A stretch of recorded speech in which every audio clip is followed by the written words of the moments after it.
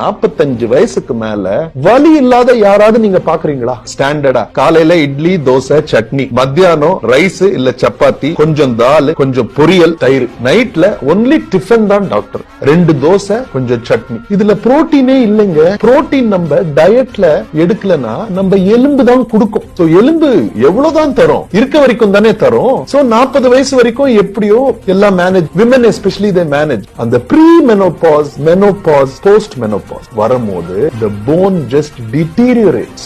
ஏன்னா இருக்க புரோட்டீன் எல்லாம் கொடுத்துருச்சு. அதனாலதான் 45 வயசுக்கு மேல வலி இல்லாத யாராவது நீங்க பாக்குறீங்களா? ரொம்ப ஏர்லியராவே இப்ப வர ஆரம்பிச்சிருச்சு. எக்ஸாக்ட்லி. ஏன்னா இந்தியால நம்ம புரோட்டீனோட டெபிசிட் ரொம்ப அதிகமா இருக்கு. புரோட்டீன் நம்ம எடுக்கலன்னா ரிப்பேரே ஆகாதுங்க உடம்பு. ஏன்னா இது அப்படியே ஒரு செல்லுன்னு நினைச்சுக்கோங்க, சரியா? இந்த செல்லுக்குள்ள ஏதோ ஒரு இன்ஜுரி ஆகும் போது கிழிதுன்னா இந்த இடம் ஹீல் ஆகிறதுக்கு புரோட்டீன் சிந்தசிஸ் நடக்கணும். புரோட்டீன் சிந்தசிஸ் நடந்தாதான் இது இப்படி ஹீல் ஆகும். புரோட்டீனே கொடுக்கலன்னா எங்க இருந்து புரோட்டீன் சிந்தசிஸ் ஆகுறது? சோ எலும்புல இருந்து என்ன அவைலபிளா இருக்கோ அந்த புரோட்டீன் அங்க போய் ஒரு இன்கம்ப்ளீட்டான சிந்தசிஸ் நடக்கும். Quality of the cell will not be as good. நீங்க புரோட்டீன் இன்டேக் எடுக்கணும். புரோட்டீன் நீங்க எடுக்கலன்னா உடம்பு உங்களுக்கு ரிப்பேர் ஆகாது. ஆன் அ டெய்லி பேசிஸ் நோய் உங்களுக்கு சரியாகாது. இம்யூன் செல்ஸ் உங்களுக்கு ஃபார்ம் ஆகாது.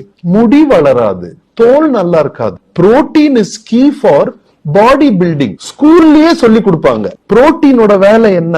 பாடி பில்டர். அதை மறந்துடுறோமே நம்ம. இப்போ 45 வயசுக்கு மேல வலி இல்லாத யாராவது நீங்க பாக்குறீங்களா? ஸ்டாண்டர்டா காலையில இட்லி தோசை சட்னி, மத்தியானம் ரைஸ் இல்ல சப்பாத்தி, கொஞ்சம் தால் கொஞ்சம் பொரியல் தயிர், நைட்ல ஒன்லி டிஃபன் தான் டாக்டர். 2 தோசை கொஞ்சம் சட்னி.